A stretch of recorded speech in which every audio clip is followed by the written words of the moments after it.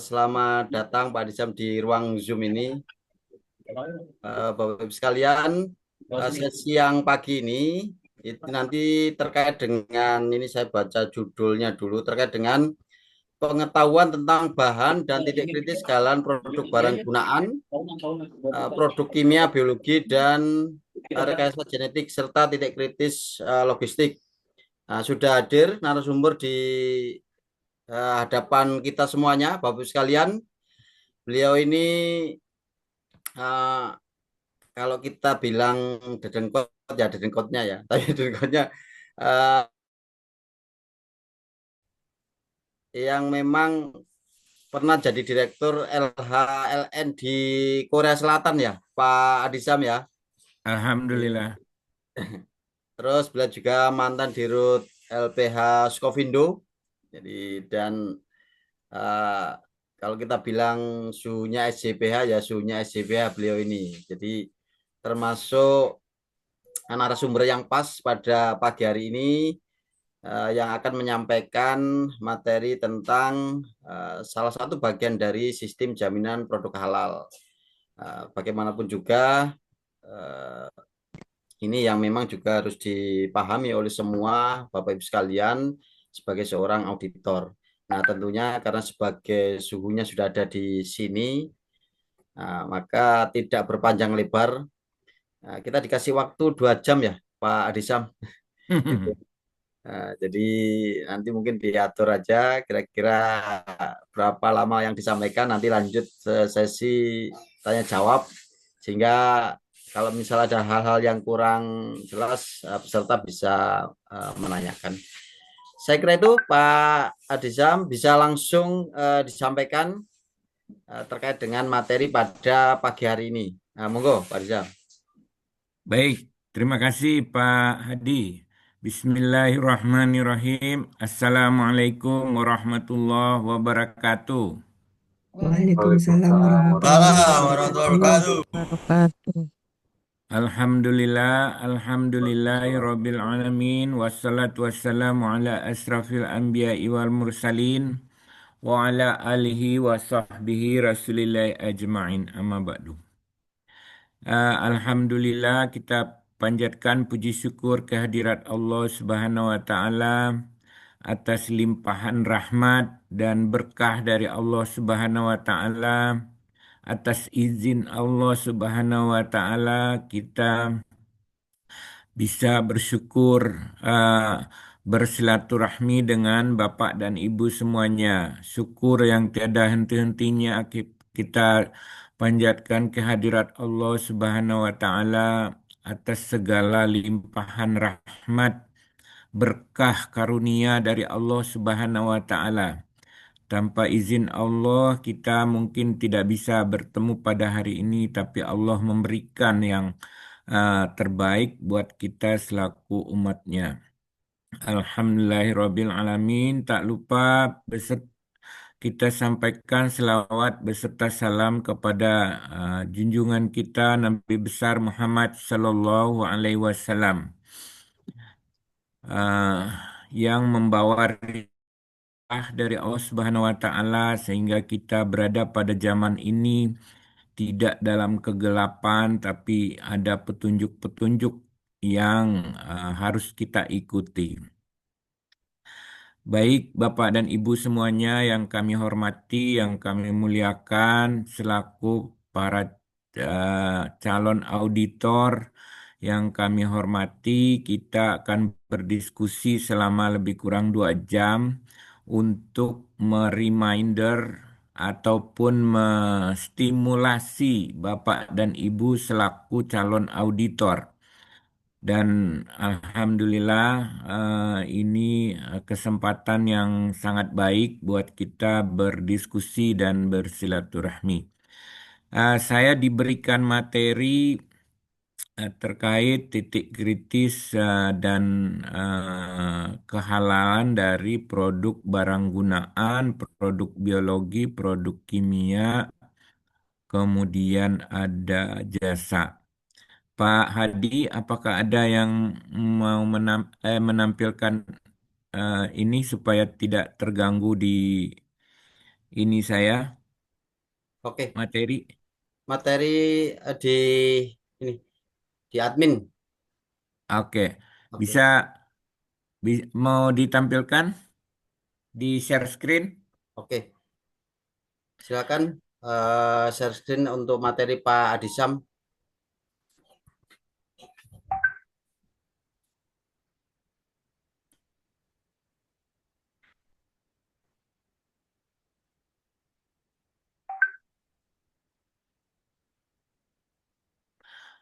Baik, Bapak dan Ibu, selalu kalau saya berbagi dan berdiskusi dengan para eh, calon auditor, saya selalu uh, reminder bahwa mengingatkan bahwa kegiatan sertifikasi halal ini adalah kegiatan dalam rangka dakwah, dalam rangka penerapan uh, aturan dari Al-Quran eh, yang nyata-nyata bahwa kita khususnya umat Muslim diminta memakan makanan yang halal dan toyib, ya halal dan toyib. Jadi itu satu paket eh, kata atau nomenklatur atau arahan atau ketentuan dari Al-Quran bahwa makanlah makanan yang halal dan toyib. Toyib dalam artian baik, aman.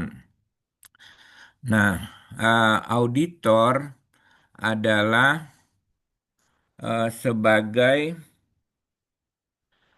perwakilan dari ulama, ya.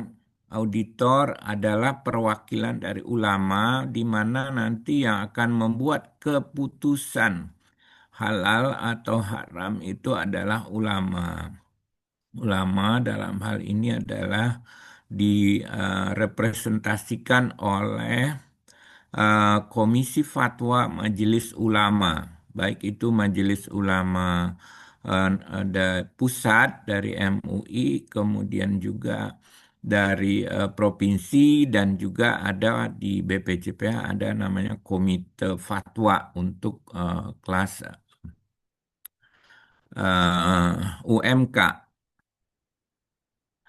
Nah, kenapa hal ini selalu kita ulang-ulang bahwa auditor itu tidak membuat keputusan.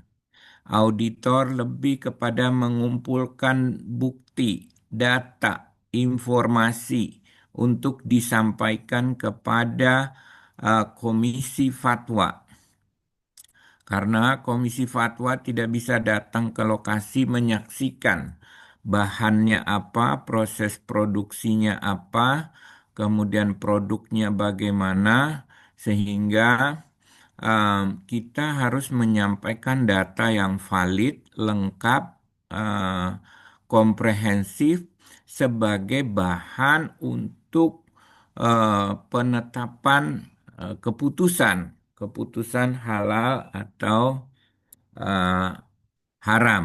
Jadi prinsip utama sebagai auditor adalah membuat bukti, mengumpulkan data, mengamati proses, memverifikasi implementasi sistem jaminan produk halal, kemudian menyampaikannya melalui laporan kepada Komisi Fatwa, dalam hal ini sebagai eh, personil atau komite yang berhak menentukan Udah ya. keputusan itu Mana tadi? halal atau haram. Nih. Mohon izin Pak Adisam, Ya, mohon maaf ini terkait materi apa bisa di share screen dari situ atau dikirim ke saya dulu ya? oh oke oke oke. Saya cari dulu. Saya pikir biasanya udah langsung dari ini. Sebentar. Mm-mm. Oke, Oke, sebentar. oke Pak ya.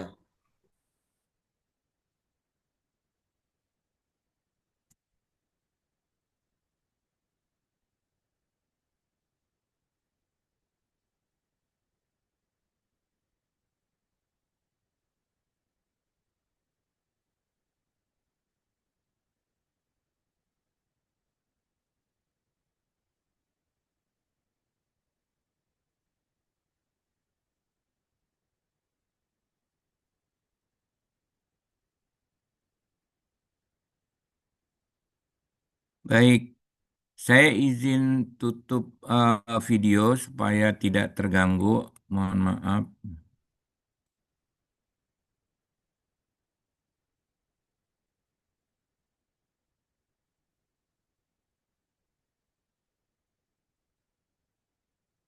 Apakah sudah kelihatan? Oke, sudah Pak. Bapak, Oke, baik, kita lanjut. Tadi saya sudah mulai dengan uh, uh, pengenalan atau reminder mengingat kembali bahwa acuan yang kita gunakan adalah halal dan toyib. Meskipun di Indonesia halal dan toyib itu dipisah oleh dua lembaga di mana halal untuk di Indonesia dikelola oleh Badan Penyelenggara Jaminan Produk Halal, sementara untuk toyib itu keamanan, keselamatan dari keamanan pangan itu dikelola oleh Badan POM. Namun dari sisi acuan kita sebagai auditor tetap kita menggunakan halal dan toyib, di mana halal itu adalah sesuatu yang diizinkan, sesuatu yang legal atau yang boleh dikonsumsi untuk muslim. Ya, sementara haram adalah sesuatu yang tidak boleh atau dilarang. Nah, di sini ada di tengah-tengahnya ada yang non halal atau subhat, ya. Sehingga ini perlu pemastian.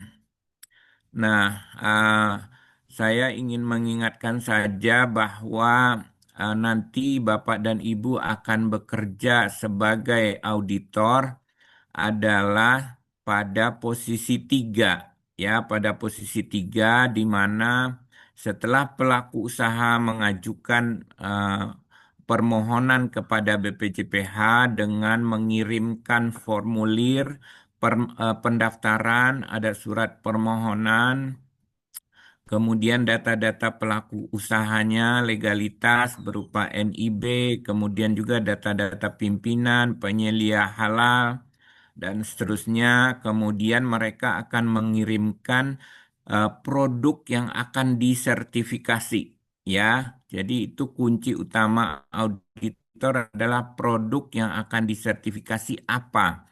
Kita harus jelas ya, kritisnya di mana.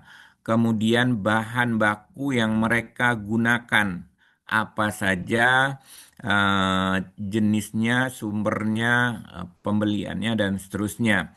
Kemudian ada dokumen SCPH. Dokumen inilah yang sampai nanti kepada auditor untuk kita lakukan yang namanya 4 step. Kalau Bapak dan Ibu sudah diajarkan kemarin terkait 4 SKKNI, ya, ada prapemeriksaan, ada pemeriksaan, ya, ada laporan dan seterusnya, ya.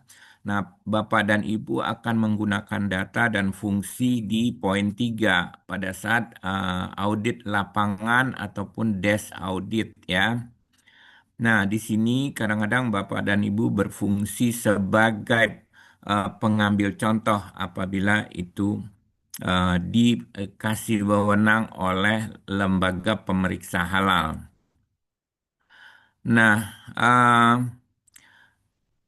saya selalu tadi mengingatkan bahwa auditor itu adalah wakil dari ulama untuk menyaksikan apa yang terjadi di lokasi produsen ataupun pelaku usaha yang akan uh, meminta sertifikasi.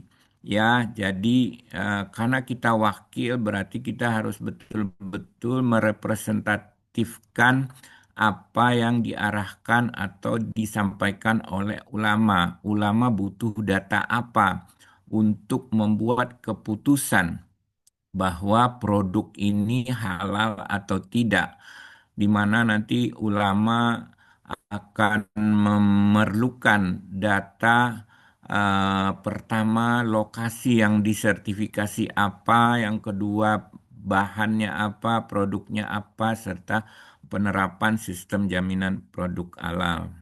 Kemudian kita sebagai saksi ya dari pembuat keputusan karena para ulama tidak hadir di lokasi sehingga auditorlah yang menjadi saksi.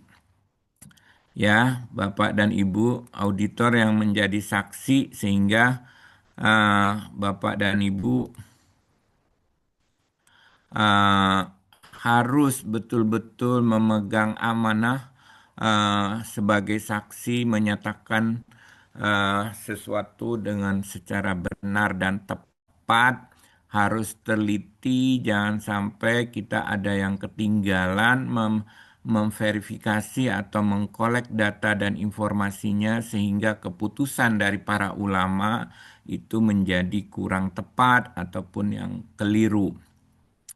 Kemudian kita mengumpulkan data-data yang diperlukan eh, untuk pembuat keputusan, data material yang digunakan pada proses, kemudian pengamatan proses produksi, kemudian memastikan ruang lingkup dan memastikan penerapan sistem jaminan produk halal.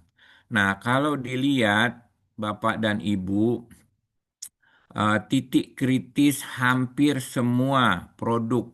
Kemarin Bapak dan Ibu sudah mempelajari mungkin titik kritis makanan minuman, kemudian juga obat, kosmetik ya. Nah, hampir semua kelompok produk itu dimulai dengan raw material titik kritisnya atau bahan ya. Bahan di sini bahan nanti ada bahan baku utama, ada bahan tambahan, ada bahan penolong, ada bahan kemasan, ada bahan untuk pencuci, ada juga bahan untuk pensucian, ada membersihkan, ada bahan pembersih. Nah, di sini kita titik kritis auditor adalah bagaimana memastikan sumber bahan. Apakah sumber bahannya dari hewani, tumbuhan, atau produk bahan kimia. Nah, di sini memerlukan ketelitian dan pengetahuan dari Bapak dan Ibu kalau dia berasal dari hewan, hewannya apa? Hewannya apakah hewan halal atau hewan non halal sesuai ketentuan syariat. Kalau hewannya non apa halal berarti sudah boleh ya jadi izin.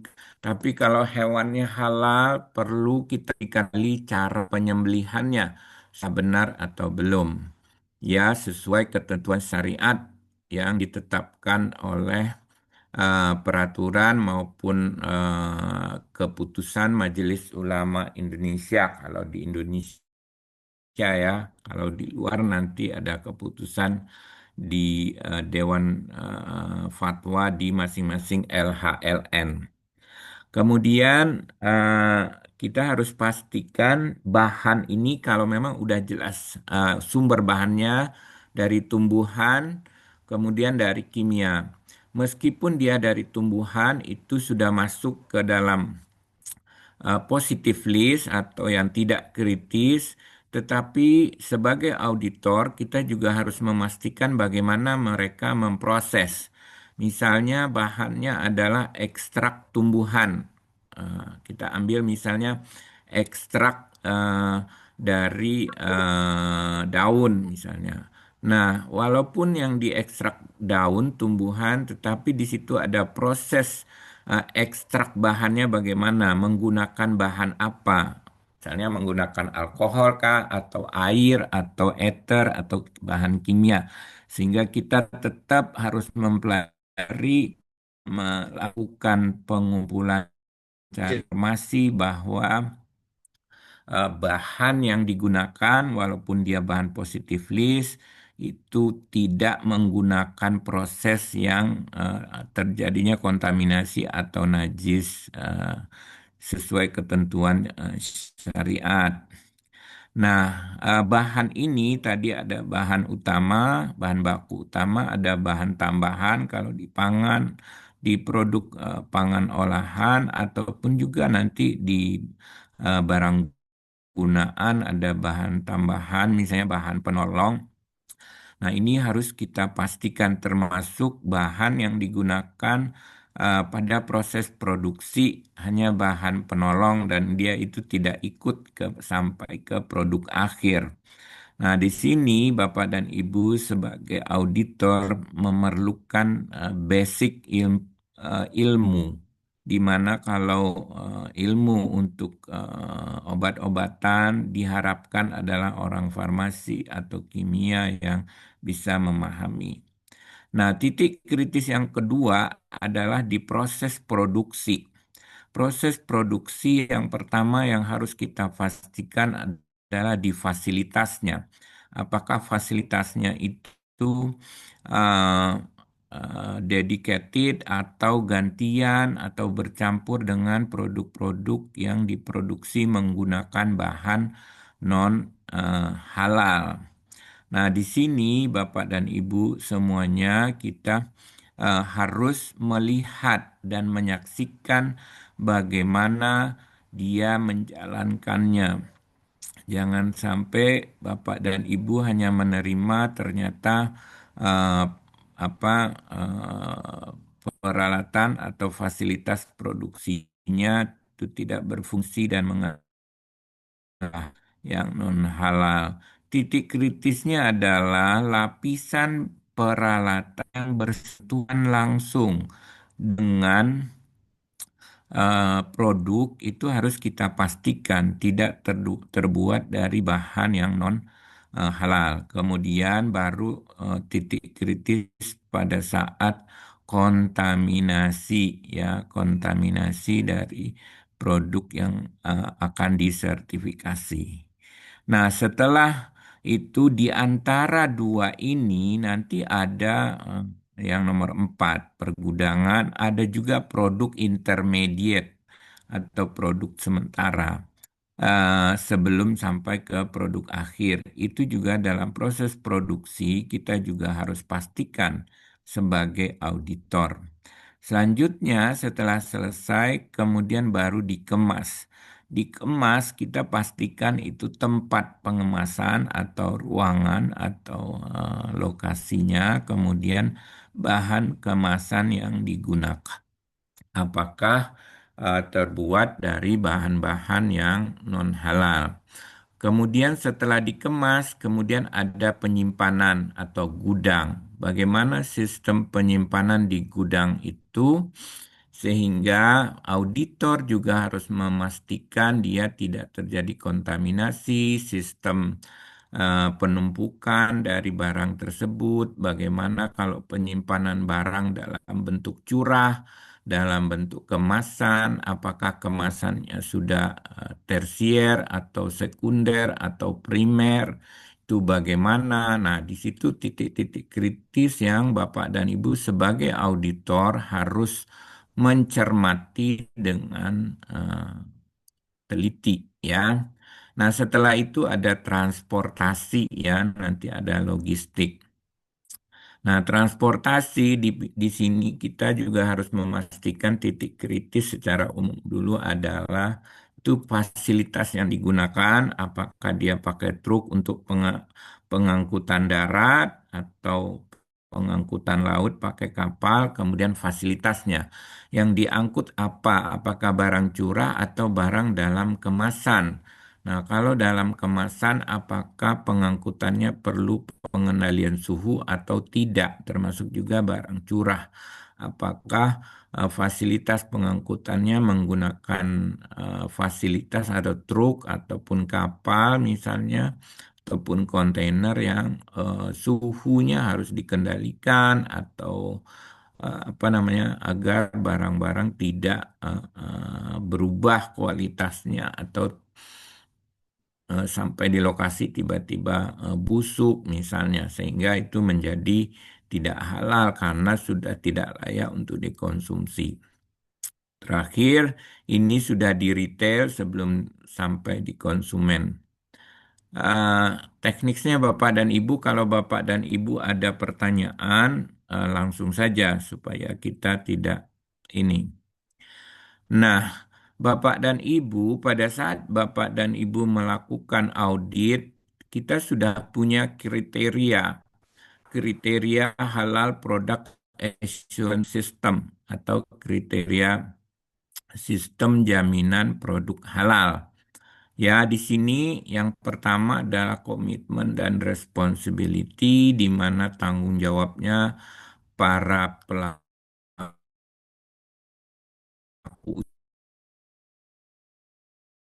usaha itu harus komitmen untuk menjalankan sistem jaminan mutu secara konsisten.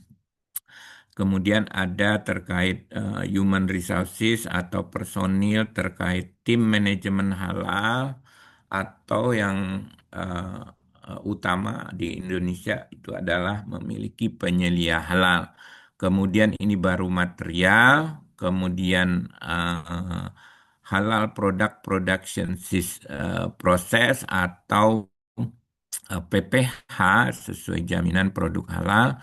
Di sini yang diperhatikan adalah facility atau location serta peralatan, kemudian ada aktivitas kritis di dalam prosedur ya atau flowchart production. Kemudian yang keempat ada produk, yaitu persyaratan produk, kemudian mampu telusur dan penanganan produk yang tidak sesuai kriteria. Ini Bapak dan Ibu sudah belajar. Nah, kita akan masuk ke uh, terkait dengan barang gunaan. Barang gunaan yang pertama adalah sandang. Ya, sandang itu berupa pakaian, pakaian dalam, kaos kaki, jaket, sandang lainnya, termasuk yang kelompok kedua adalah peci ya. Nah, di sini Bapak dan Ibu kita balikkan ke aturan ataupun strategi yang pertama tadi. Bahannya apa? Titik kritisnya ya. Bahan yang digunakan kalau untuk sandang ini kan pasti ada misalnya dari kulit binatang ya. Jadi bahannya itu ada serat ataupun kulit dari tumbuhan ataupun dari produk alam lainnya. Di sini ada basic material untuk bahan pakaian itu adalah serat. Ya, serat itu ada yang dari tumbuhan, ada yang dari hewan. Ya, seperti wool, seal itu kan dari hewan. Kemudian ada serat ya adanya seratnya jenisnya cotton, wool, ya rayon, polyester, serat dari bambu, kemudian ada serat dari selulus kayu, tencel ya. Nah, di sini yang pertama titik kritisnya adalah bahan ya. Bahan seratnya dari mana? Apakah dari hewan atau dari tumbuhan atau dari sintetik? Nah, dari situ kita sudah bisa mengidentifikasi kritikal. Kalau dari hewan, hewannya apa? Ya, kemudian sejauh mana prosesnya? Kan ada juga yang kulit yang disamak ya, kan itu sudah ada fatwa dari Majelis Ulama Indonesia ketentuannya. Nah, kita gunakan ketentuan-ketentuan itu setelah kita tahu bahwa bahan bakunya dari apa ya.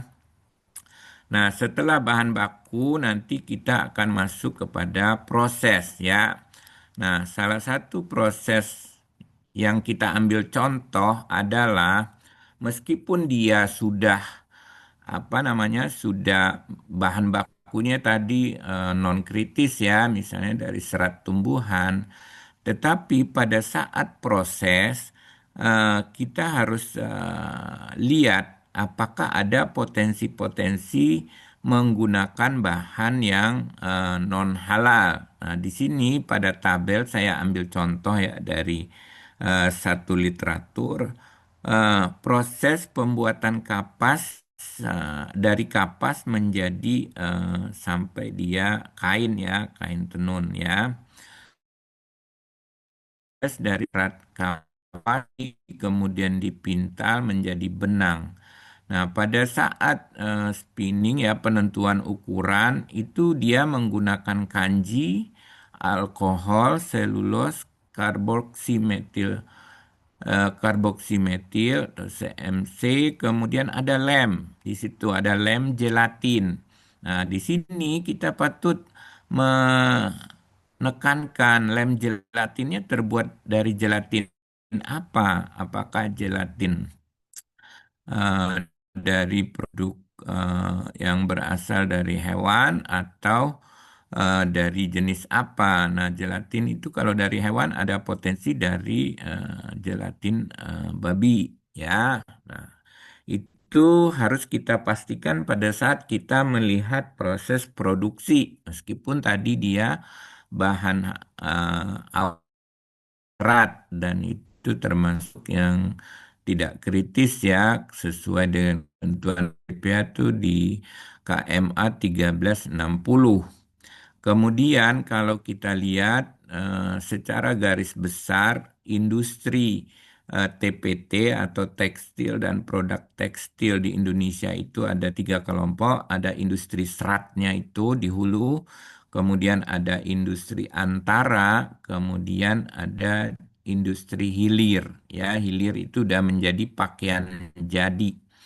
Ya, nah, eh, bagaimana kita sebagai auditor memiliki insting ya, memiliki informasi kalau di industri serat kira-kira ada bahan-bahan atau potensi seperti tadi ada penggunaan lem gelatin ya, kemudian juga ada penggunaan beberapa di bawah itu seperti bahan pewarna. Apakah pewarnanya itu dari hewan atau warna sintetik, termasuk juga penggunaan enzim ya, di situ ada desizing, eh, menggunakan enzim. Nah, enzimnya jenisnya apa? Sehingga kita perlu tahu karena ada beberapa potensi enzim yang berasal dari hewan. Hewannya itu ada potensi juga dari yang non halal. Nah, ini saya ambil contoh titik kritis pada saat proses produksi eh, apa namanya pembuatan rayon viskus di mana menggunakan bahan kimia ya dari serat pulp ya. Nah, cuman ini biasanya Majelis Ulama menanyakan itu pulpnya apakah pulp dari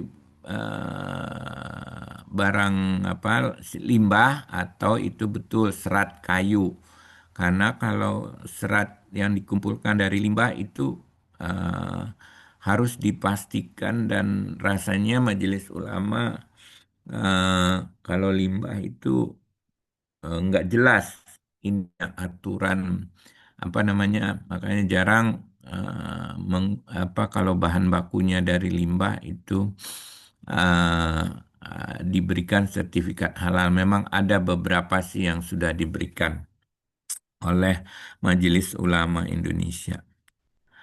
Nah, berikutnya, Bapak dan Ibu, kelompok barang gunaan ini adalah topi, kerudung, helm, dan penutup kepala ya. Kemudian ada cincin, jam tangan, kemudian ada gelang, pengikat rambut, dompet, aksesoris lainnya, sama tisu. Kita coba lihat gambarnya. Nah, untuk yang pertama topi misalnya ya, atau kopiah ya. Nah, ini kan eh, ada seratnya atau yang bersentuhan dengan kepala ya. Nah, ini bahan bakunya dari apa? Kebetulan biasanya kalau di dalamnya itu ada lapisan kain ya. Nah, itu jenis kainnya apa? Termasuk juga jenis topi ini. Tadi topi yang bersentuhan dengan kepala kita adalah itu ada kain di dalamnya. Nah, itu yang harus dipastikan. Termasuk hijab ya. Nah, yang poin 24 itu ada helm. Helm itu bagian dalamnya. biasanya sih ada semacam pengeras ya di dalamnya itu dari polimer atau dari apa jenisnya umumnya. Namun Bapak dan Ibu sebagai calon auditor juga harus memastikan kembali bahan baku yang ada yang bersentuhan dengan kulit kepala. Nah, memang di dalam catatan itu ada biasanya apabila terkait dengan hewani di bagian akhir dari KMA 748. Kemudian ada cincin ya yang melingkar di jari Bapak dan Ibu. Itu saya kira itu bahannya itu rata-rata misalnya dari silver ya. Itu adalah non kritis tapi mungkin di dalam prosesnya ada apakah ada tambahan-tambahan bahan untuk melunakkan ya. Kemudian jam tangan misalnya jam tangan yang pasti adalah karetnya dalam artian itu kulitnya apakah terbuat dari bahan yang non halal atau yang bahan yang halal ya. Nah, ini titik kritis yang perlu dipastikan Bapak dan Ibu lagi-lagi balik tadi pada bahan dan proses termasuk dompet ya. Kalau dompet bahan bakunya dari kulit apa ininya bahan baku bagian dalamnya itu ada beberapa yang terbuat dari bahan non halal ya. Kemudian juga ada ikat pinggang. Nah, berikutnya ada tisu ya atau tisu bersih atau tisu buat apa namanya mengeringkan. Nah, ini pertama udah itu seratnya dari serat apa? Apakah itu serat murni langsung dari kayu kemudian yang dibuat menjadi serat atau itu tadi ada serat dari bahan baku limbah sehingga itu akan menyebabkan ketidakjelasan sumber bahan baku. Kemudian 42 juga pembersih disinfektan ya.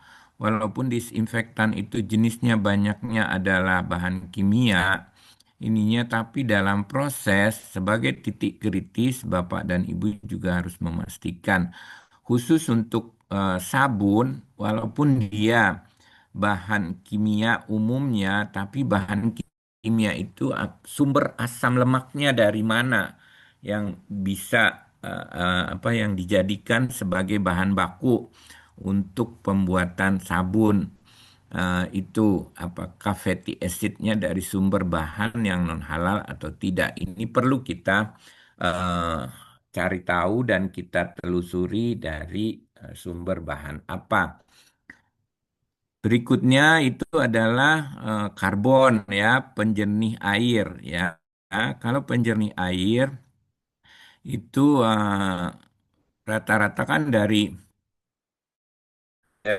apa namanya ya. Namun ada beberapa tulang. Ya, nah tulangnya itu dari sumber apa? Apakah tulang eh, ada juga tulang dari hewan babi ininya.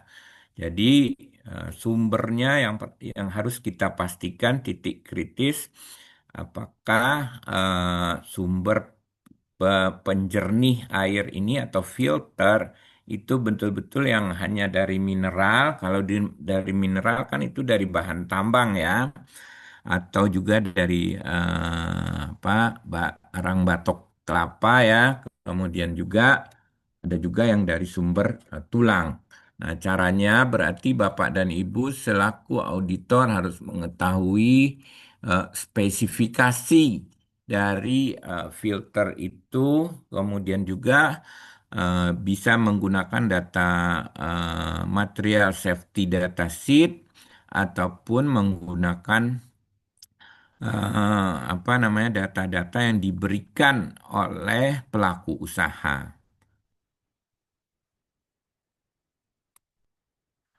Berikutnya adalah produk perawatan bayi ya. Nah, produk perawatan bayi itu rata-rata umumnya dari botol susu misalnya itu dari polimer ya, karena itu dari polimer bahan bakunya dari plastik. Namun nanti pada saat proses pembuatannya itu perlu kita ketahui di factory atau di pabrik.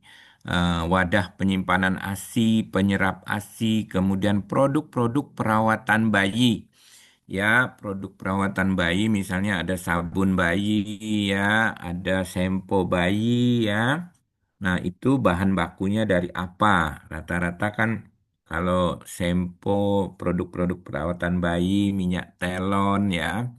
Nah, itu bahan bakunya ada yang dari alami, dari tumbuhan, misalnya minyak telon kan udah jelas itu misalnya dari essential oil ya. Namun perlu diwaspadai proses ekstraksinya atau proses destilasinya itu titik kritisnya di situ. Ada bahan, walaupun bahannya sudah non kritis, misalnya dari tumbuhan, tetapi ada proses di situ, proses ekstraksi, kemudian proses pencampuran dengan bahan tambahan yang lain.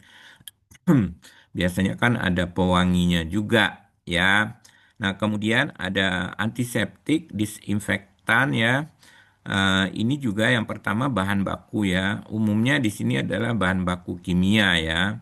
Namun perlu diperhatikan apa namanya prosesnya. Meskipun kadang-kadang ini ada apa namanya barang yang berbahaya gitu kayak infeksi disinfektan itu. Kemudian berikutnya pewangi ya. Pewangi itu sesuai dengan ketentuan Majelis Ulama Indonesia ada fatwanya juga bahwa pewangi itu ada alkoholnya ya sebagai biang atau sebagai pengisi atau pelarut ya. Nah, pewangi kalau untuk tujuan apa luar itu menurut fatwa MUI itu diperbolehkan apalagi itu tidak menggunakan alkohol yang berasal dari khamar ya, tapi alkohol kimia. Ya, karena alkohol kimia itu diizinkan sesuai ketentuan dari fatwa Majelis Ulama Indonesia yang diadopsi oleh BPJPH. Kemudian yang ini pestisida ya. Nah, pestisida ini saya sih rasa-rasanya agak kurang ini kalau diberikan sertifikat halal ya.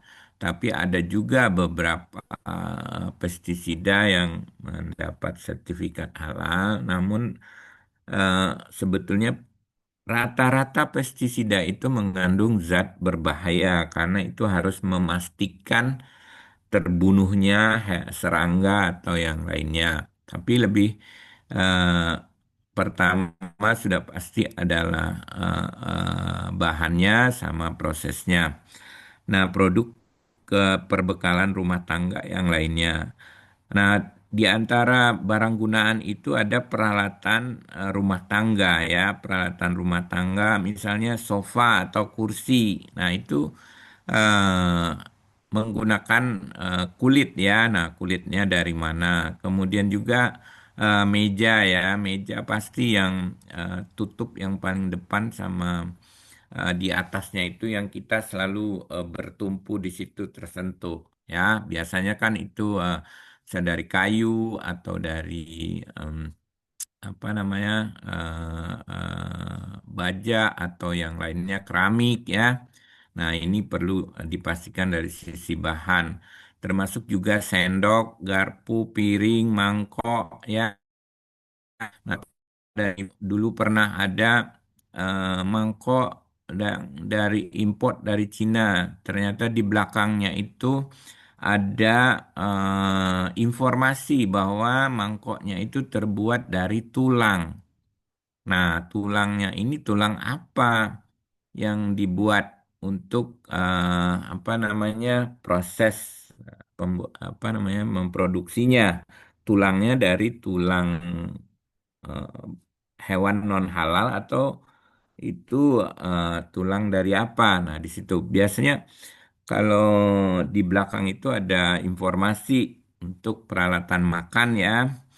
eh, Khususnya juga yang import ya. Kalau import itu umumnya ada data-data dan informasi di belakangnya. Termasuk itu yang sering diinikan ibu-ibu kuas ya. Bahan baku kuas itu ada yang dari rambut ya, kemudian juga ada yang dari sintetik, kemudian juga ada yang dari em, hewan ya, bulu hewan ininya. Nah, hewannya bulunya dari jenis apa? Kemudian ini tambahan-tambahan keterangan tadi produk perawatan bayi, perlengkapan mandinya apa aja ya. Kemudian ada perlengkapan perawatan ibu eh, yang tadi saya sudah jelaskan. Berikutnya adalah ini tadi disinfektan ya. Di sini disinfektan itu ada yang mengandung alkohol, antiseptik ya. Ada hidrogen peroksidanya, ada heksidin. Balik lagi tadi titik kritisnya ada di bahan. Ya, bahannya dari mana, kemudian proses pembuatannya seperti apa. Ini keterangan dari pewangi ya, di mana pewangi itu ada dari essential oil, dari minyak mawar, minyak jeruk ya, kayu cendana, minyak nilam, kemudian ada senyawa aromatik juga di dalamnya, ada limonen, ada linalol, kemudian ada pelarut dan juga ada fiksatif ya untuk memperlambat penguapan. Nah, ini biasanya ada bahan-bahan alami yang ditambahkan berupa resin. Kemudian ada bahan tambahan di situ ada penyerap UV, pengawet, kemudian juga ada pewarna. Berikutnya ini ada pestisida rumah tangga tadi, ada bahan-bahan kimia sipermetrin, imiprotrin ya, ada organofosfat, karbondiesida. Nah, di sini ada bahan tambahan pelarut. Pelarutnya itu apa yang digunakan? Umumnya senyawa kimia. Kemudian ada stabilizernya, ada pearomanya ya. Walaupun itu kita semprotkan tiap hari, ternyata wangi padahal di dalamnya ada bahan aktifnya yang berbahaya. Berikutnya tadi ada peralatan rumah tangga ya, mulai dari sofa, mangkok, piring. Nah, titik kritis tadi adalah bahan ya, kemudian apakah di dalam proses pembuatannya itu menambahkan, misalnya walaupun bahannya sudah dari baja, namun pada saat proses membentuk ya kan harus dicetak itu supaya pada saat dicetak itu agar dia mudah dicetak lunak ada minyaknya. Nah, minyaknya itu mengandung apa? Itu juga perlu kita pastikan termasuk terakhir yang rame-rame adalah food tray ya. Food tray atau wadah makan di mana ternyata menurut laporan dan informasi yang kita dapatkan minyaknya itu ada yang berasal dari minyak babi non halal pada saat dia melunakkan mencetak. Memang bahan bakunya tidak kritis dari baja 304, tapi dalam prosesnya itu ternyata ada penggunaan minyak babi pada saat dia mencetak peralatan tersebut ya. Kemudian nanti ada proses pembersihan. Berikutnya adalah barang gunaan itu peralatan beribadah ya, udah pasti ya Bapak dan Ibu ada sajadah, ada tasbih, ada sarung, ada mukena. Ini kan bahan bakunya ada yang dari kain, ada juga kayak tasbih itu. Kalau kadang-kadang kita dapat oleh-oleh dari Mekah ya, itu tasbihnya kan ternyata dibuatnya dari Cina ininya. Nah, itu perlu apakah itu jenis polimer ya dari sintetik atau memang itu dari alami. Nah, selanjutnya adalah kemasan ya. Itu ada kemasan plastik, kemasan kertas, ada polystyrene foam, ada aluminium foil. Nah, kalau plastik itu pasti bahan bakunya itu dari polimer ya, apakah jenis polietilen, ada berbagai jenis. Nah, di situ kita harus pastikan bahannya tidak berasal dari bahan non halal.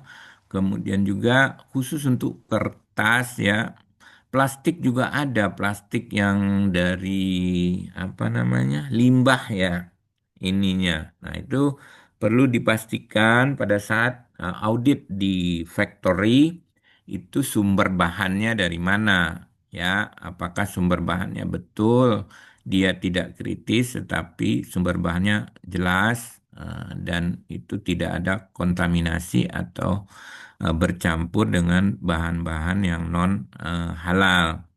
Nah, berikutnya nomor 8 di barang gunaan itu adalah tinta ya. Tinta kan dulu sudah pernah ya ada beberapa yang sudah disertifikasi oleh LPPOM. Sebelumnya itu bahan bakunya apakah ada kemungkinan terbuat dari bahan yang non halal serta bahan tambahan. Ya, di situ kan ada pewarnanya juga, kemudian ada pelarutnya juga. Berikutnya juga ada lem, ada ballpoint, ada alat tulis lainnya. Balik lagi tadi bahannya, bahannya umumnya adalah ada yang dari plastik ya, atau ada yang langsung dari sintetik ya. Nah, khusus untuk peralatan kesehatan, alat kesehatan ini lumayan banyak. Kita harus memastikan bagian-bagian mana yang terbuat dari hewan. Ya, jadi fokusnya adalah bagian-bagian yang terbuat dari hewan, meskipun ada beberapa bagian yang terbuat dari bahan polimer ya, sintetik ya, dari sintetik. Nah, kalau ada bagian-bagian itu kita harus perhatikan sumber bahannya, sumber bahan serta pada saat dia melakukan proses produksi, apakah ada penambahan bahan ya, penambahan bahan untuk pencampur agar dia menjadi lebih mudah dibentuk ya, menjadi berwarna atau menjadi ada fillernya. Nah, ini kita memang harus mempelajari lebih detail masing-masing kelompok subkelompok sehingga Bapak dan Ibu memang memerlukan tambahan waktu untuk mempelajari lebih eh, berikutnya adalah tadi ini penjelasan definisi-definisi terkait perlengkapan peribadatan, kemudian ada kemasan produk, ada kemasan primer, ada kemasan sekunder, ada kemasan tersier. Kemudian bahan bakunya umumnya ada yang dari plastik, kertas, karton, atau ada juga yang dari kaca, kayu, serta peralatan kantor. Kemudian ini alat kesehatan ya, definisinya adalah instrumen, aparatus, mesin, implan, reagen, ya ada peralatan kimia klinik, toksikologi ya untuk alat uji glukosa, alat analisis darah, mikroskop, peralatan urinalisis, kemudian ada peralatan hematologi, imunologi, anestesi, kardiologi. Nah, ini yang Bapak dan Ibu balik tadi kepada bahan bakunya. Terakhir adalah peralatan bedah, peralatan radiologi, dan lain sebagainya.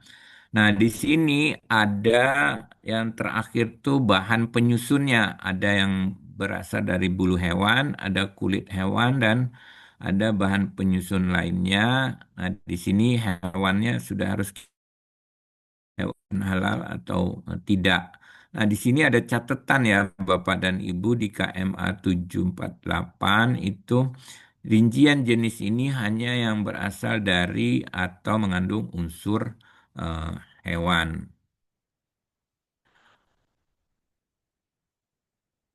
Selanjutnya, Bapak dan Ibu adalah produk kimia ya. Produk kimia yang pertama kelompoknya adalah kelompok bahan penolong. Ya, biasanya itu bahan pemucat, bahan pencuci atau pengelupas kulit, bahan penjernih, bahan penyaring atau penyerap. Nah, balik lagi ke prinsip yang awal tadi, bahan yang digunakan apa untuk itu? Bahan pemucat tuh misalnya dari mineral dia ya, bahan pencuci ada yang dari chemical ya, tapi chemicalnya juga ada yang dari hewan, ada yang dari tumbuhan juga, dari kelapa sawit misalnya, ada juga yang dari hewan.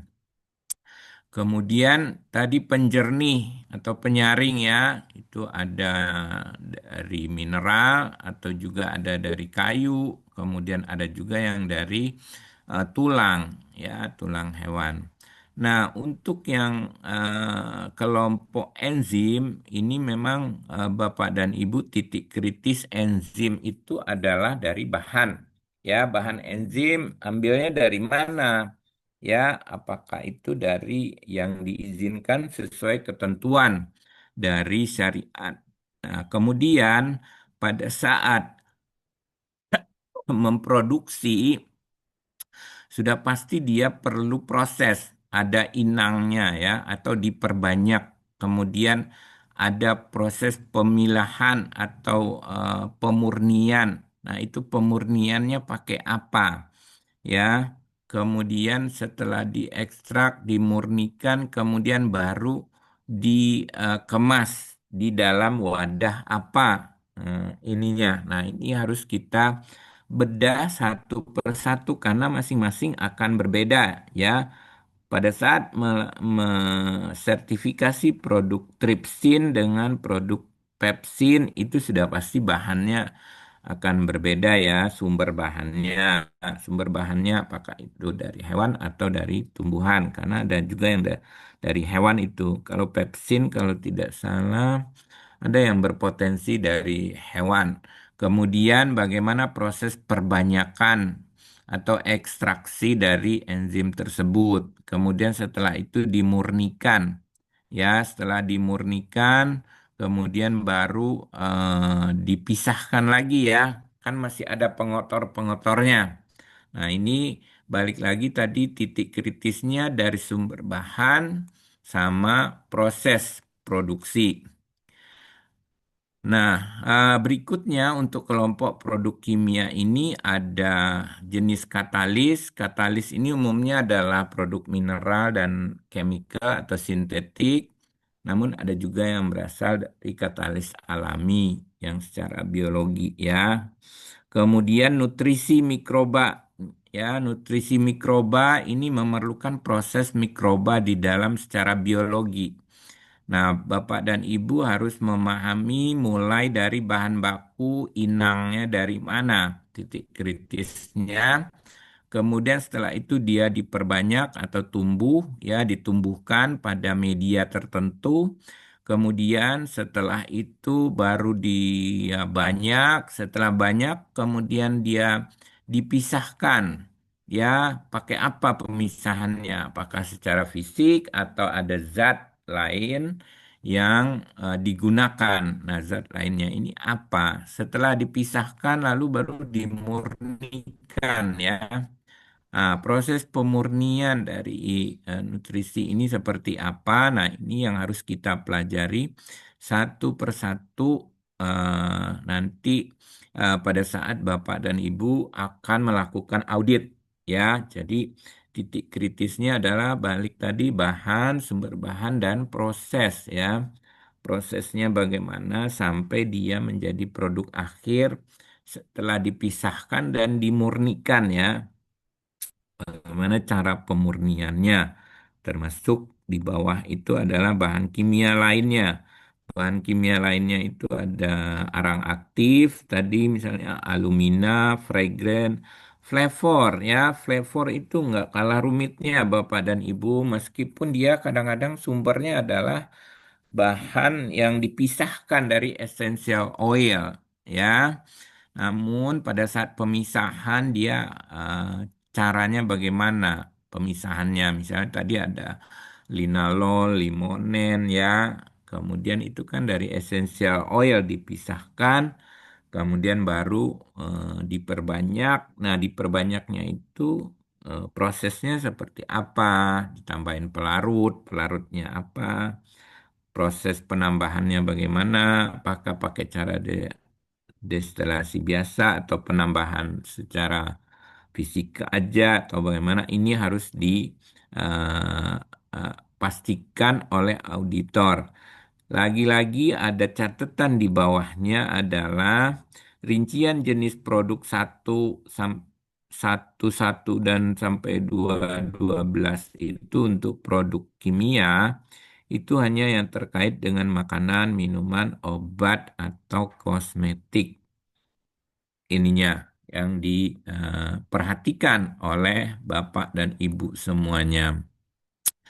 Nah, kalau kita coba lihat regulasi Badan POM, di mana di sini untuk pengolahan pangan, bahan penolongnya itu ada bahan penolong, artinya tidak termasuk peralatan, ya, namun digunakan untuk membantu memproses, jadi tidak meninggalkan residu. Jadi kalau bahan penolong itu tidak ada residunya pada produk akhir, namun ini perlu kita pastikan, walaupun dia tidak ada residu, kalau dia berasal dari bahan yang najis, berarti dia udah bersentuhan.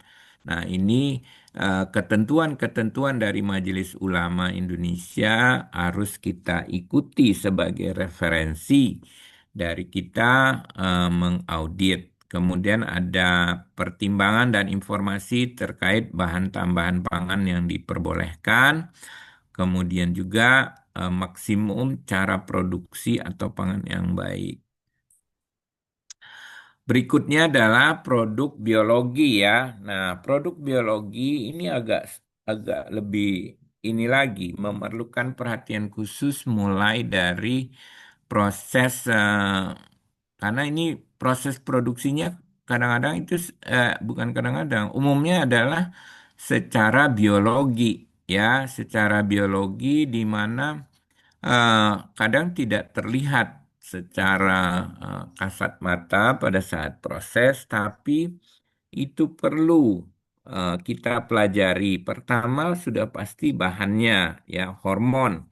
Hormonnya sumbernya dari hewan atau tumbuhan. Kan ada juga tuh hormon yang berasal dari hatinya kera ya. Nah, apakah sumbernya dari hati kera itu bisa digunakan? Itu udah ada ketentuan dari Majelis Ulama Indonesia ya. Jadi kita patokannya selalu ada kriteria.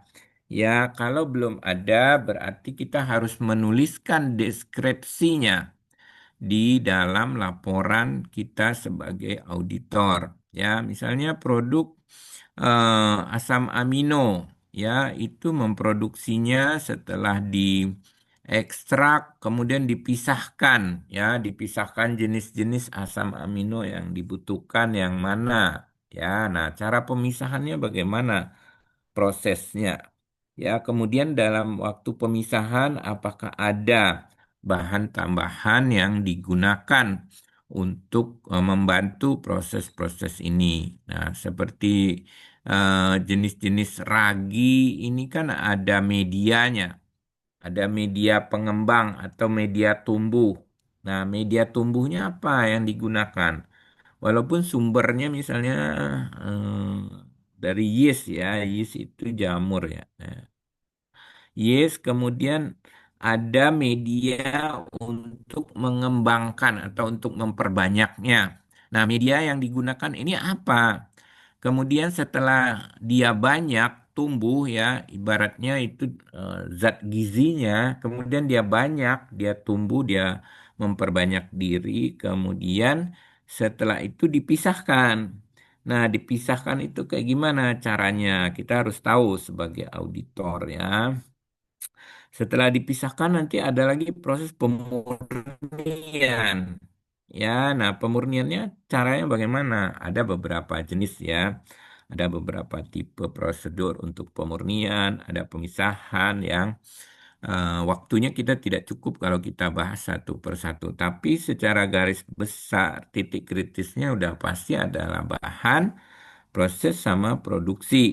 Nah, sehingga nanti pada saat produk ragi ini dikemas itu sudah terbebas atau tidak ada kontaminasi maupun bahan yang digunakan itu terbuat dari bahan yang non halal. Ini saya eh, apa namanya? Saya eh, carikan informasi terkait definisi dan eh, kondisi-kondisi yang ada. Misalnya anti monoklonal itu contoh anti ada trastuzumab itu digunakan untuk kanker payudara. Ini lebih banyak terkait obat ya. Makanya ini mungkin nanti kalau yang mengaudit itu diharapkan adalah orang-orang farmasi atau paling tidak orang kimia ya yang bisa paham proses produksi dan proses bagaimana penggunaan zat-zat ini yang merupakan anti monoklonal dan itu digunakan untuk obat ya. Berikutnya itu ada penjelasan terkait hormon. Hormon adalah zat kimia yang diproduksi oleh kelenjar endokrin dan dilepas ke dalam aliran darah untuk mengatur berbagai fungsi. Nah, di sini ada hormon pertumbuhan. Nah, diproduksinya oleh kelenjar pituitary kemudian berfungsi untuk perkembangan tubuh anak-anak ya. Nah, itu dibuatnya gimana? Hormon itu diambilnya dari apa bahannya, kemudian setelah itu dipisahkan. Kan ada juga hormon pertumbuhan dari bahan-bahan yang non halal, termasuk juga testosteron, hormon tiroid, adrenalin ya ininya. Nah, umumnya ini memerlukan kalau nggak bioteknologi yang melakukan scientific judgment. Makanya auditor itu kadang-kadang bukan kadang-kadang ya, umumnya juga memerlukan scientific judgment. Ya, scientific judgment bagaimana kita secara ilmiah bisa menjustifikasi bahwa ini terbuat dari bahan yang non halal sehingga ini bisa disertifikasi atau tidak bisa disertifikasi karena ada bahan yang non halal. Nah, pada saat proses produksi. Kemudian juga ada produk sel punca ya. Sel punca yang sekarang itu lebih banyak untuk apa kosmetik ya Bapak dan Ibu semuanya. Ada juga zat untuk terapi gen ya menggunakan materi DNA. DNA-nya dari DNA apa yang diambilnya sumbernya ya. Sumber DNA-nya DNA apa? Kan itu DNA diambil kemudian eh, sumber dulu sumber DNA apa, kemudian setelah itu apa namanya diproses, setelah itu menjadi eh, produk yang bisa digunakan untuk menyembuhkan penyakit, mengobati ya. Nah, ini perlu Bapak dan Ibu memahami step by step proses dari pembuatan produk biologi ini. Ya, termasuk yang dulu waktu zamannya COVID ada rame-rame vaksin ya. Nah, itu kan ada yang boleh digunakan walaupun dia apa namanya terbuat dari bahan yang non halal. Ada sumbernya yang dari sel kera ya, ada juga dari monyet ya bahan ininya. Jadi macam-macam tergantung jenis vaksinnya.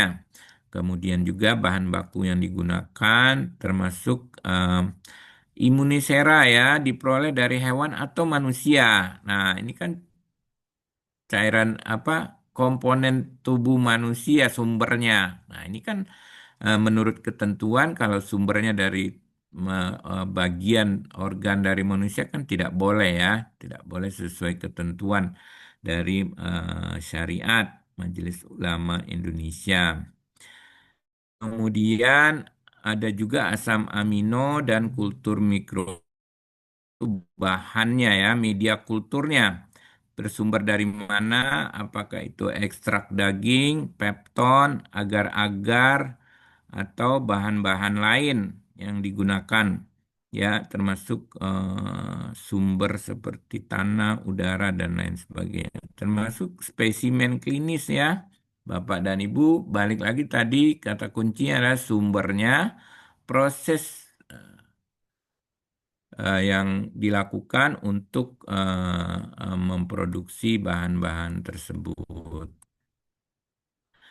Nah, untuk produk rekayasa genetik ya, produk biologi, sumber bahannya ya, tadi produk DNA ketika sumber DNA-nya, sumber DNA-nya dari apa?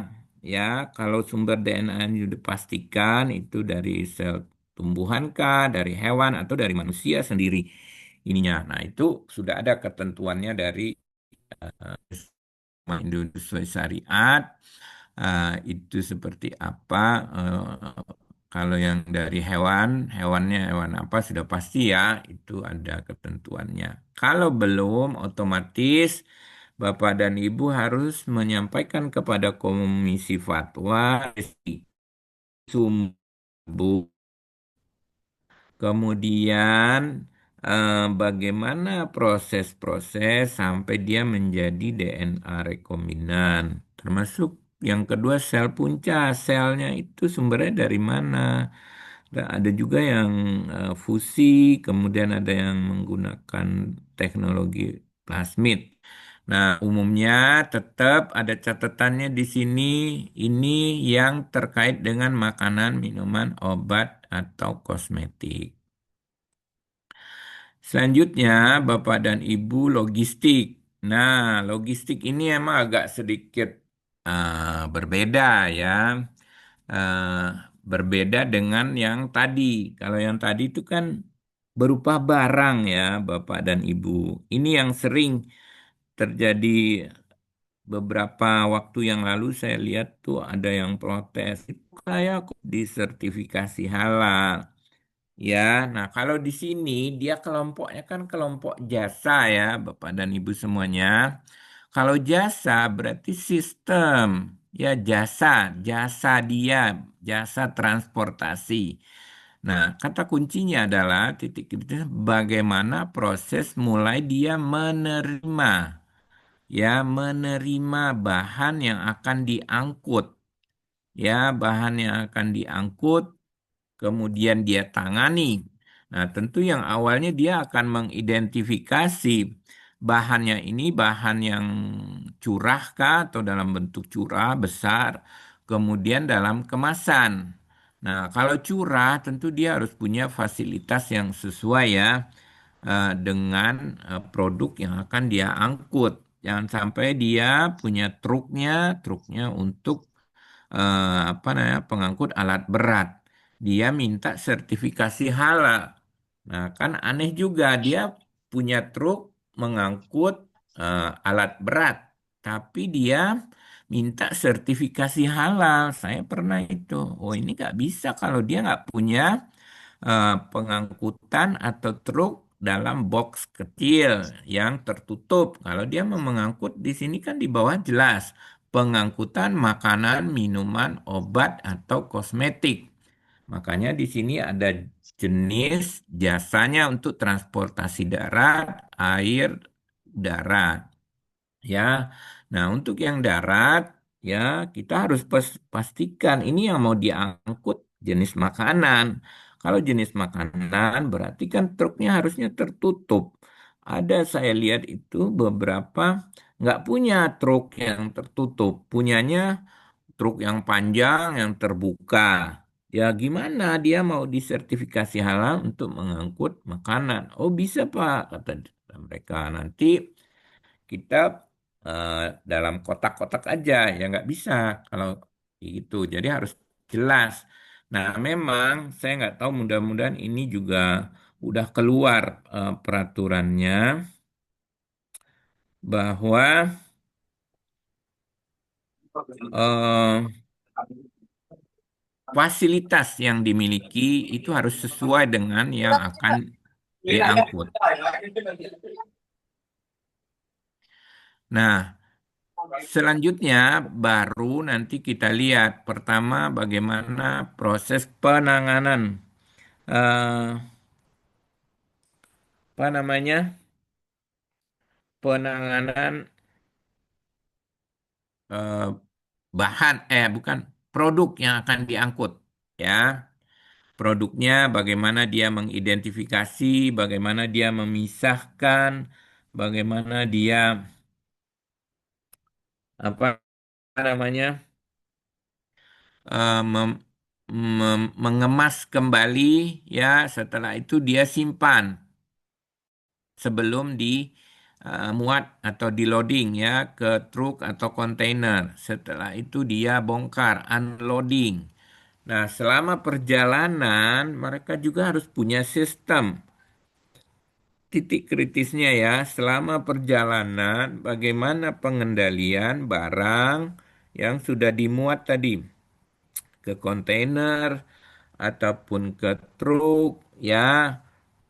Nah, itu sistem penanganan eh, shipment ya. Jadi istilah-istilahnya juga berbeda, jenis transportasi logistik ini. Jadi titik kritis dari jasa transportasi yang pertama fasilitas sudah pasti ya. Fasilitasnya jangan sampai fasilitas pengangkutannya itu bagaimana, apa namanya? Pertama udah pasti yang pernah diangkut apa. Jangan sampai sudah mengangkut daging babi terus diganti pula dengan daging yang sudah halal. Nah, tentu ini juga akan berkaitan dengan kemasan dari produk yang akan diangkut ya. Apakah kemasannya masih kemasan primer atau sudah kemasan sekunder dan kemasan tersier. Kemudian baru cara penanganannya. Nah, mulai terima, identifikasi, disimpan, kemudian setelah itu di loading ke truk, kemudian ada proses perjalanan, ya bagaimana itu pemastian bahwa tidak terjadi kontaminasi selama perjalanan dari barang yang sudah disertifikasi. Termasuk kalau ada bahan penolong ya, bahan penolong di sini. Jadi bahannya di sini bukan seperti memproduksi kue ya atau obat, kosmetik, logistik. Jadi ada yang salah kaprah seolah-olah bahan itu dikumpulin tuh bahan. Saya pernah lihat laporan auditor itu dalam jasa logistik bahannya itu ada 1.000 lebih karena 1.000 lebih bahan yang diangkut ya dari berbagai macam ininya. Nah, nanti kan agak susah itu menjadi bahan. Padahal sebetulnya di sini adalah sistem jasa bagaimana dia menangani barang, ya, faktor manusianya atau personil yang menangani ya, jangan sampai dia sudah megang apa bahan-bahan yang non halal ya, kemudian dia tidak mensucikan, kemudian memegang lagi produk yang akan didistribusikan ya, apalagi tidak menggunakan apa sarana sarung tangan misalnya ininya, sehingga tadinya sudah tangannya bekas memegang bahan yang non halal udah terkontaminasi, kemudian megang lagi produk yang akan didistribusikan atau yang akan ditransportasikan, sehingga ini perlu pemastian sistem di pelaku usaha itu sendiri. Kemudian penyimpanan ya, jasa penyimpanan atau pergudangan Bapak dan Ibu semuanya itu adalah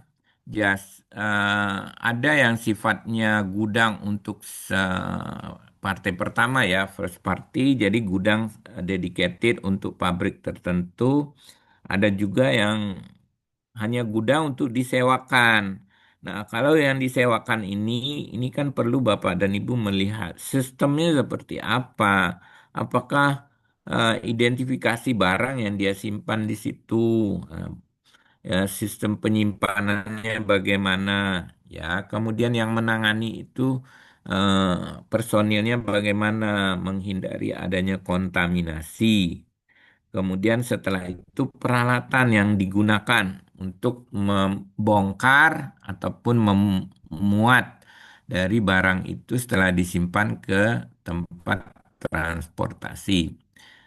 Ya, jadi lebih kepada sistem jaminan jasa penyimpanan. Ya, berikutnya yang terakhir adalah jasa retail.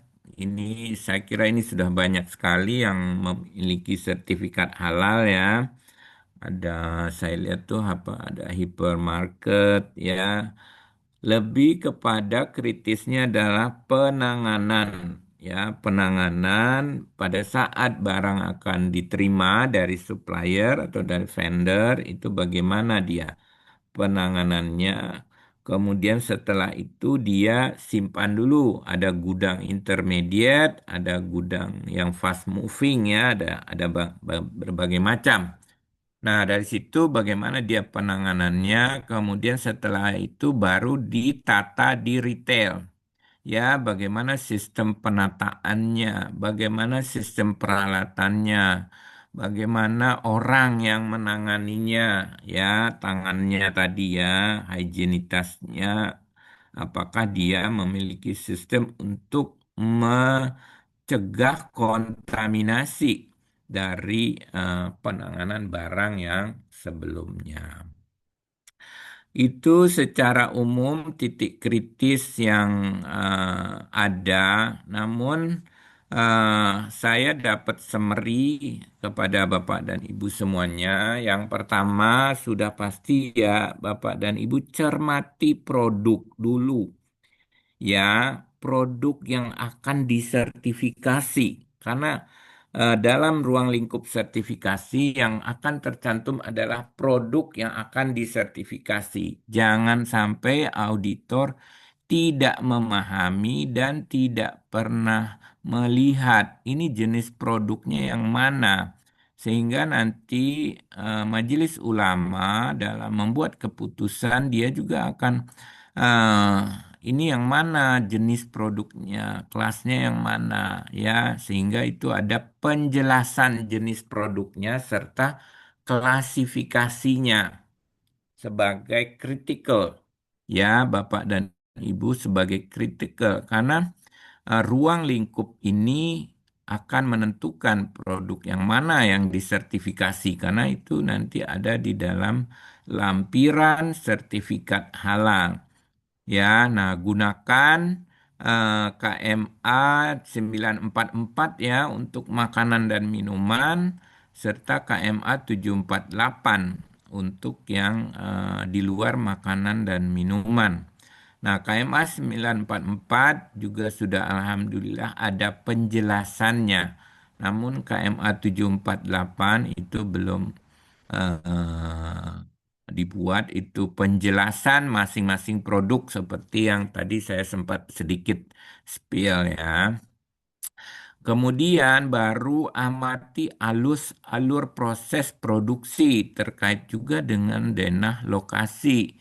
Ya, alur proses produksi kan pelaku usaha sebelum kita berangkat itu mereka sudah ngasih ya alur proses produksi sehingga kita sebagai auditor bisa mengamati, bisa mencermati lebih dalam sebelum berangkat ke lokasi produksi atau kalau di dalam standar namanya audit stage one ya, audit tahap pertama.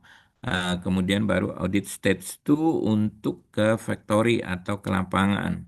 Kemudian kita perhatikan kondisi pergudangan, kondisi transportasi, serta cermati bahan yang digunakan.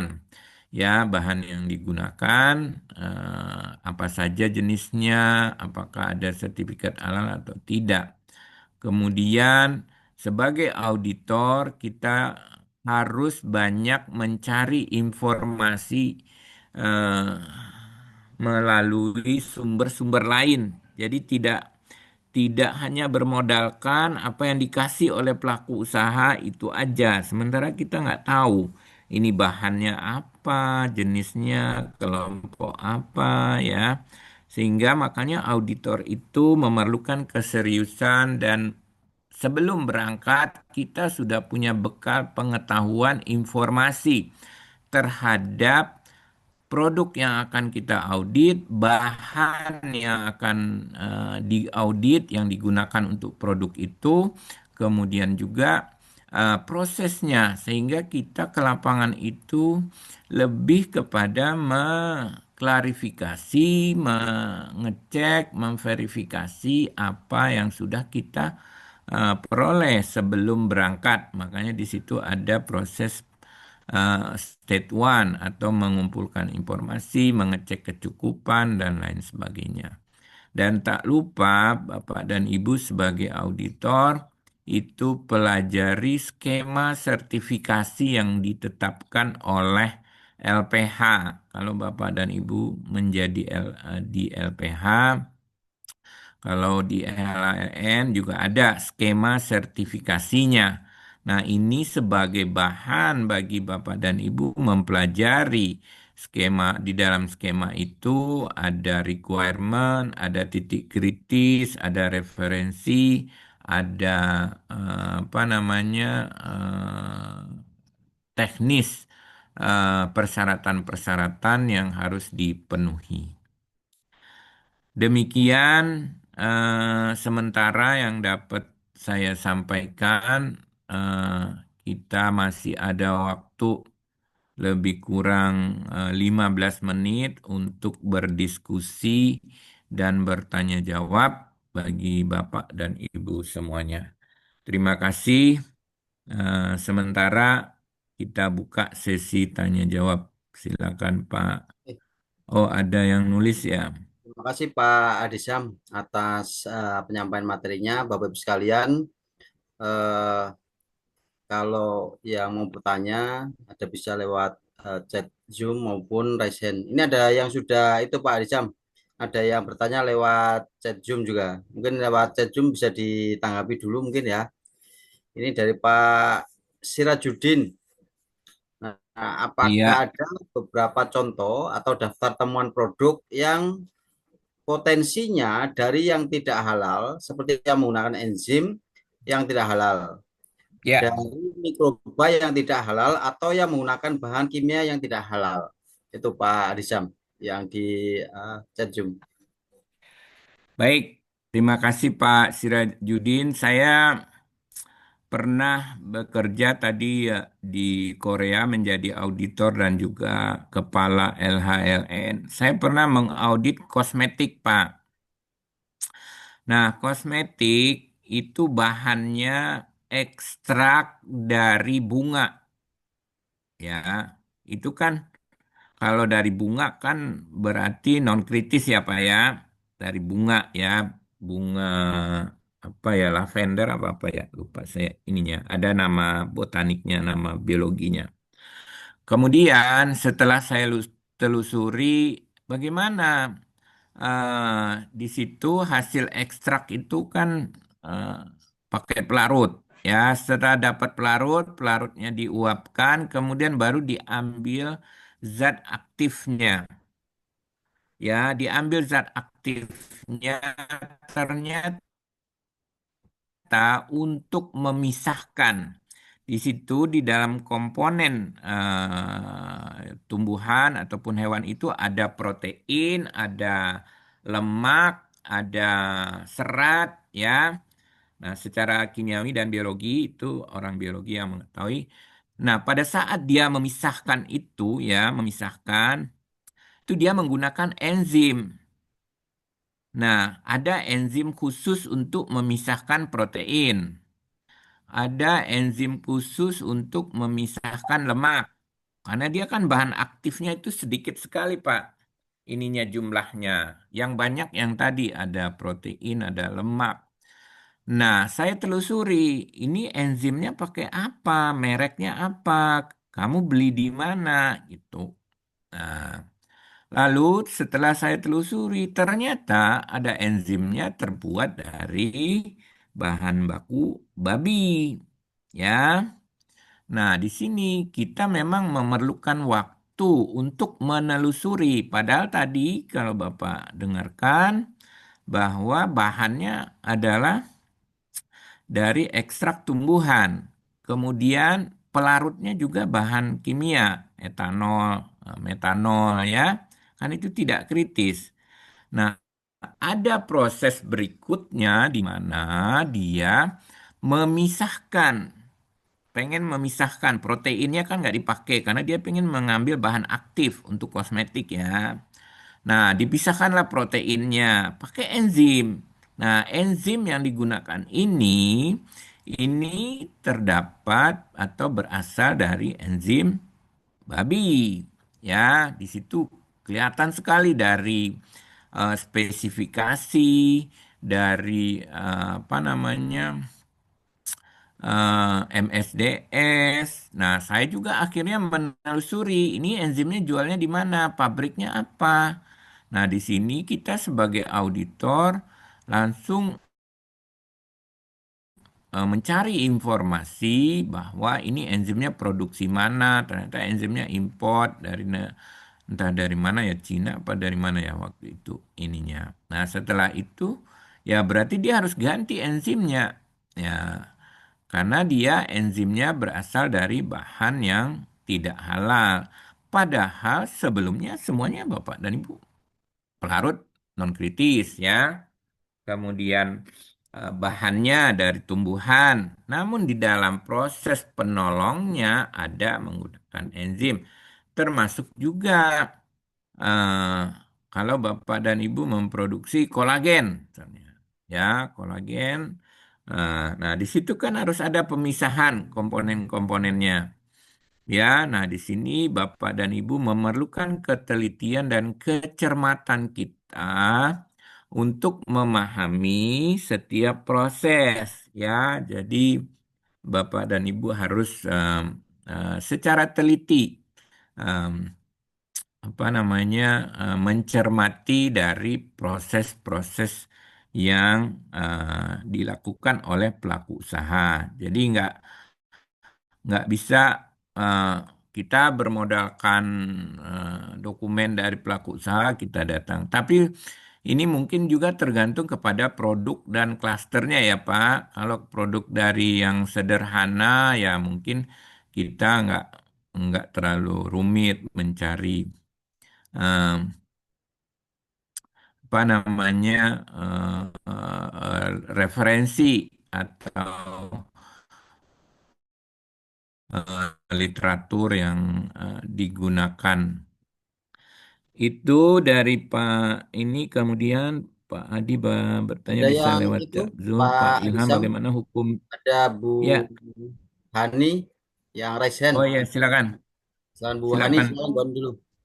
Assalamualaikum warahmatullahi Pak Adisam. Waalaikumsalam warahmatullahi wabarakatuh. Mohon izin bertanya, Bapak. Suara saya terdengar ya, Pak ya? Ya, Oke, kedengaran.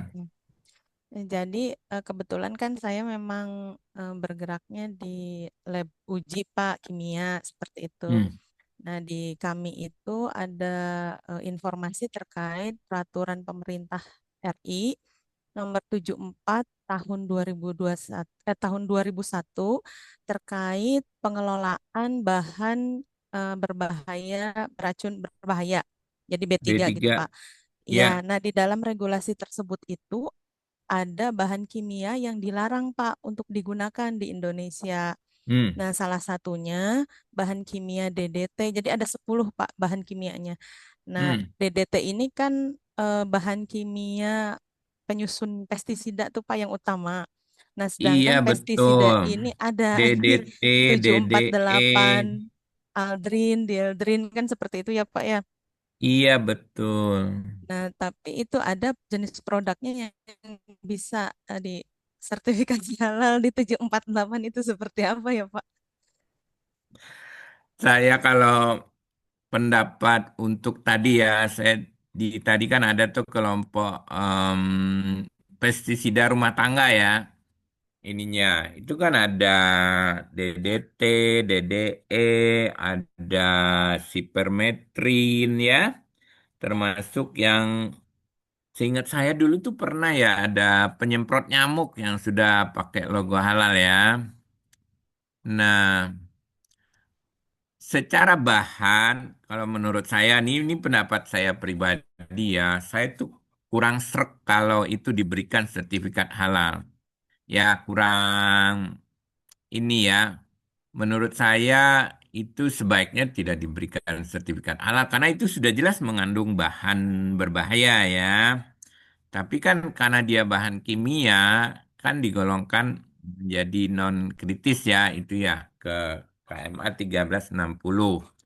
Tapi kalau ditanya pendapat saya secara pribadi, saya kurang nyaman diberikan sertifikasi halal kalau untuk bahan-bahan berbahaya, karena itu sudah jelas membahayakan ya, karena ada efek dari senyawa-senyawa kimia yang tadi efek menaun ya, itu kebetulan saya orang kimia ya, jadi ya banyak menganalisis juga bahan-bahan kimia seperti itu ya itu bahaya sekali ya apalagi kalau dia dipakai secara terus-menerus sehingga kalau pendapat saya mestinya sih tidak diberikan sertifikat halal ya tapi itu nanti biar BPJPH dan MUI yang menentukan ya karena itu kan kewenangan beliau ya sebagai ulama.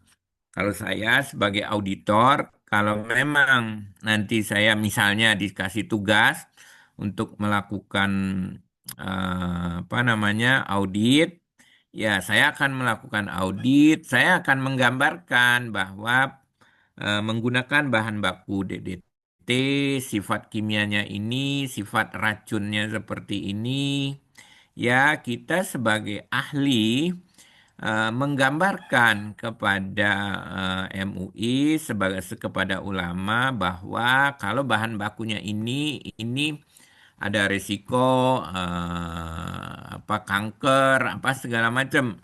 Jadi harus kita gambarkan kepada ulama supaya ulama memahami bahwa oh ini ternyata ada risiko. Kemudian mu- kalau menurut pendapat saya, beliau akan apa namanya mencari atau melakukan kajian atau membedah ini dari aspek fikih dan ketentuan-ketentuan syariatnya seperti apa.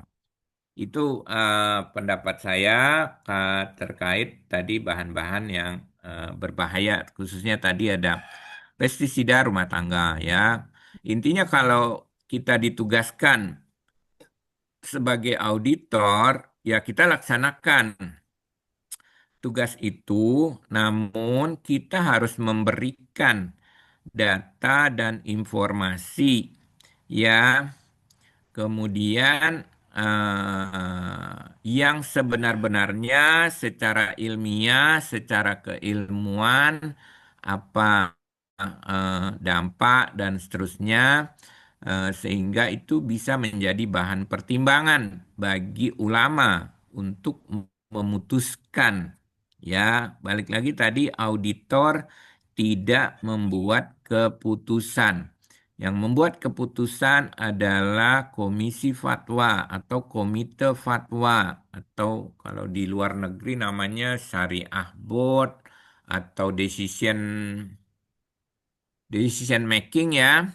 Ininya di LHLN itu ada namanya komite decision making. Di situ mereka yang memutuskan. Kita sebagai auditor paparan yang jelas sebagai witness atau sebagai saksi di sana.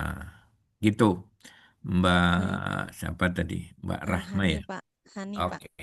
Masih Bapak Pak. meskipun di dalam regulasi itu larang gitu Pak. Jadi dilarang Pak untuk digunakan di Indonesia. Iya, nggak apa-apa. Jadi Nanti dikasih tahu di laporan, dibuat. mungkin di note aja gitu ya Iya, Pak ya. dikasih Baik, di baik. apa di laporan kita bahwa bahan kimia ini sudah dilarang sesuai dengan peraturan nomor sekian tadi, nomor peraturan 74. Hmm, Jadi kita harus sebetulnya kita ini fungsinya membantu ulama untuk memperjelas dari sisi saintifik. Ya, dari sisi saintifik, dari sisi bahan, dari sisi proses, dari sisi produk, itu kunci utamanya. Sehingga ulama atau yang membuat keputusan itu memiliki pemahaman terhadap apa yang akan diputuskan. Itu yang perlu kita eh, tanamkan sebagai auditor bahwa kita ini kuncinya adalah memberikan informasi kepada pembuat keputusan dalam hal ini Majelis Ulama dengan selengkap-lengkapnya, sebaik-baiknya, serinci-rincinya sehingga beliau-beliau memiliki kepercayaan diri untuk memutuskan this halal atau haram. Kan tanggung jawabnya dunia akhirat ya, karena nanti kata ulama, oh saya salah memutuskan itu data dari auditornya salah, berarti yang nanggung dosanya auditornya ya, terima kasih ininya. Adisam, terima Eh, kasih. mungkin lanjut ke beberapa pertanyaan di chat Zoom, Pak Adizam. Sebelumnya Baik. Bapak Ibu mengingatkan untuk isi daftar hadir ya, jangan lupa karena daftar hadir ada nilainya juga kan gitu. Nah, Wah, daftar hadir ada nilainya ya. ya, nilai kehadiran Pak Adizam. Nilai Ini ada tiga pertanyaan Pak Adizam. Saya pertama sampaikan dari Pak pertama. Ilham itu ya. Ya, yang pertama dari Pak Ilham terkait dengan penggunaan garam bleng. Nah, itu yang pertama. Garam Terus yang kedua, garam nanti blentong biar apa ya Pak ya? Bahasa Jawa ini ya. iya, garam itu, Pak. Apa kalau untuk orang bikin kerupuk itu yang warnanya agak kuning itu loh, yang banyak digunakan memang itu garam Hmm. bleng yang ada kalau misalnya mohon maaf kalau saya merek nyebut merek ada yang merek cap apa cap jago ya. Hmm. Nah itu yang pertama. Jadi memang itu terkait itu beberapa mensinyalir itu mengandung boraks mensinyalir misalkan gitu. Ya. Terus yang kedua terkait dengan pertanyaan Bu ya Analekta tadi raise hand cuman tangannya sudah diturunkan ini Pak Disam. Jadi di chat Zoom Ya, produk ya. masuk ke dalam positive list seperti telur, tempe berarti secara langsung tidak perlu disertifikasi atau bagaimana Pak? Itu yang kedua. Terus yang ketiga dari Pak Fahrudin Perdana. Ini terkait dengan ini Pak. Ngapunten Bapak izin bertanya, ini saya baru-baru ini turut in charge dalam produk makanan dan minuman olahraga di mana memiliki kandungan seperti BCAA, kreatin, whey, kasein dan lain-lain. Ini terkait dengan suplemen protein itu, Pak. Ya, Mohon penelusuran arahan Y bahannya. bagaimana ketika nanti proses pengauditan dan penelusuran bahan-bahan tersebut, di mana seperti yang saya ketahui produk olahraga tersebut masih sedikit sekali data-data pendukungnya di Indonesia. Jadi kalau orang-orang yang uh, maksudnya yang binaraga segala macam itu biasanya mengkonsumsi itu Pak Adisam untuk pengganti daripada mereka sekali konsumsi 15 telur 20 telur kan biasanya pakai itu biasanya itu. Mohon tanggapannya Pak, tiga pertanyaan langsung. Baik, terima kasih Pak Adi. Tadi blank ya, garam ya.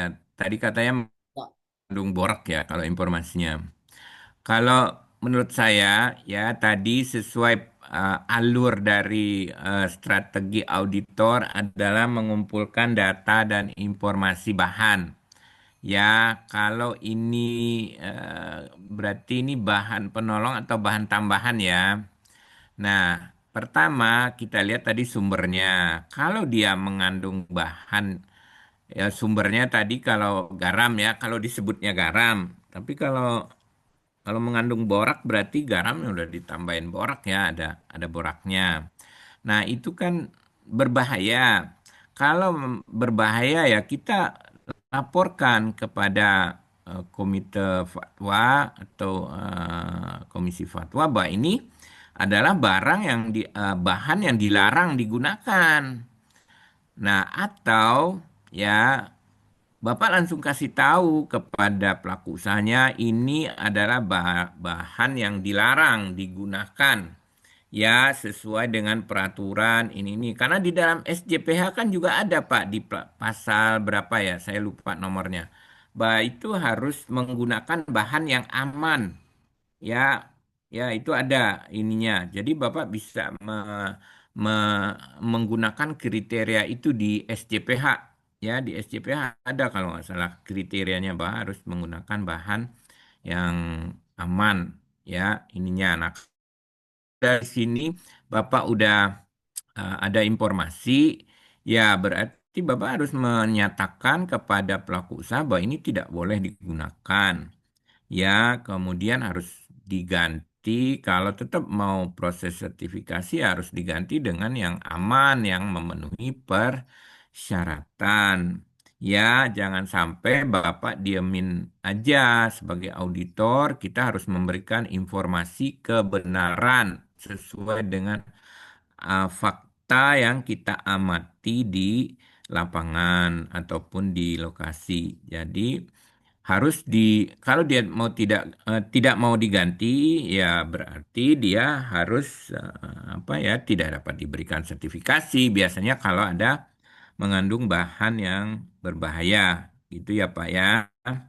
Kemudian yang Pak Fakhrudin itu terkait saya baru-baru ini incas dalam produk makanan, oh makanan olahraga ya. Mohon arahan bagaimana ketika nanti proses pengauditan penelusuran bahan-bahan ya. Nah, prosesnya ya Bapak dan Ibu. Yang pertama misalnya tadi kasein, kreatin ya. Nah, kalau Bapak dan Ibu sebagai orang kimia, biologi, atau farmasi, atau pangan ya kita bisa gunakan berbagai sumber referensi ya. Kita cari dulu kata kunci misalnya kasein.